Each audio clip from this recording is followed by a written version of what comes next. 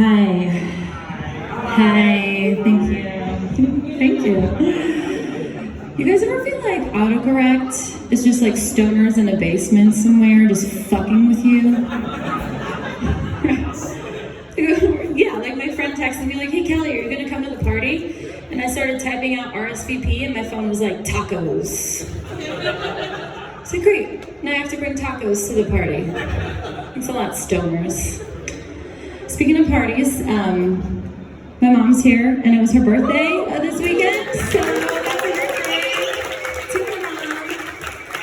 Just have to embarrass her a little bit and talk about her on stage, because she loves it when I do this. No, honestly, my mom is way cooler than me. The older I get, the more I realize this. I'm gonna tell you a little story. A few years ago, we went to a wedding together. That might sound sad, but honestly, she was the best wedding date I've ever had. She drove. She paid for all my drinks. She got me so drunk, I forgot to eat cake at a wedding. It's like this tall, like no recollection. Yeah, and then she strategically left early so that I had to spend the night with my high school crush. Yeah, I know. It was kind of a bust though. Unfortunately, when he invited me back to his room, he forgot to mention that he was sharing it with his brother and his brother's wife, and they were sleeping. So, yeah, not that stopped him. I mean, he kept trying to like kiss me and cuddle me, and he was like whispering sweet nothings into my ear, you know, like, what did he say? He was like, let's go to my car and fuck.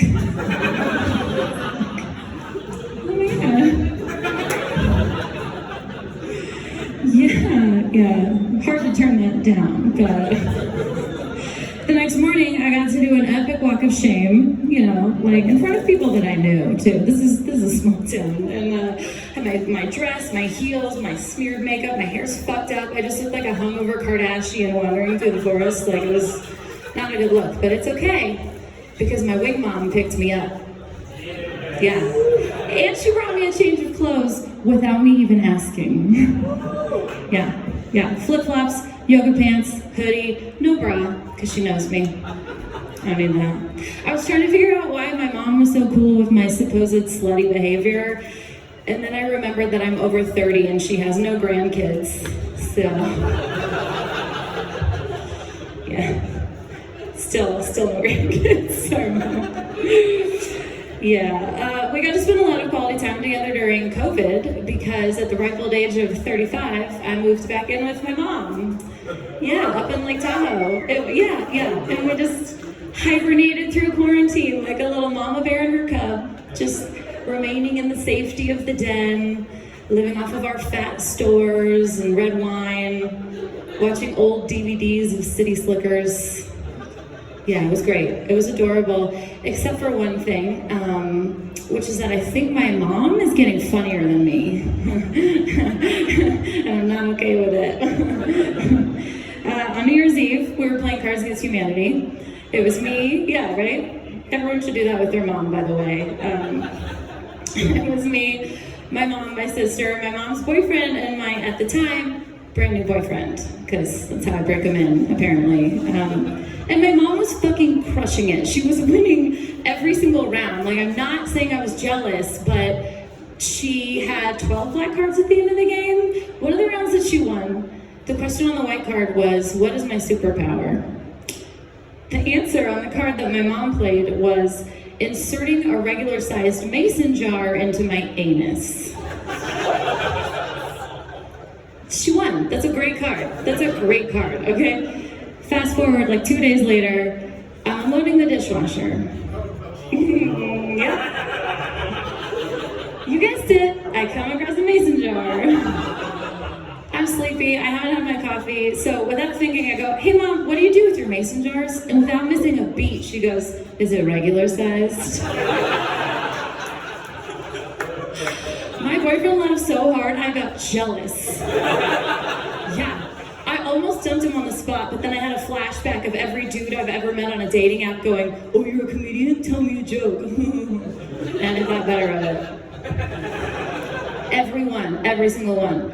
The other thing every dude I ever went on a date with asked me, like, let's say we met on Hinge. It's a dating app, for those of you who are not out there in the wild.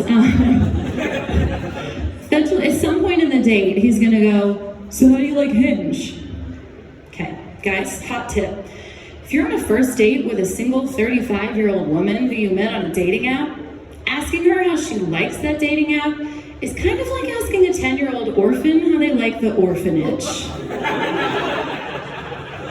Yeah, it's like, well, still here. And the older I get, the less my chances of ever having a family.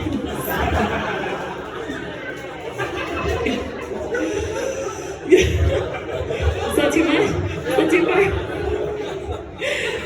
Cool. Anyway, yeah, so I kept him. But I thought about locking him outside for a minute in the cold because it's dark and scary out there. Like, when I grew up, I was afraid of the dark way past the age where it is acceptable to be afraid of the dark. Like, to the point where my dad used to try to cure me of it. How did he do that? Well, he would take me outside at night, turn off all the driveway lights so it's pitch black, and then he would just hold my hand and walk me around to all the darkest spots of our property. So you see, there's nothing to be afraid of. If it's not there in the day, it's not there in the dark. And I was like, oh, okay. Logically, I get it.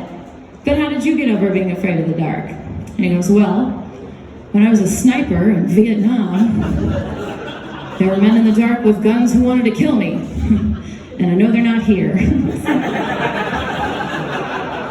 Yeah, I don't think that's an option for me. It's not really a thing.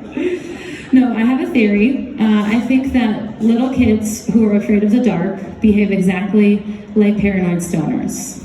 I know this because I have been both, okay? Think about it.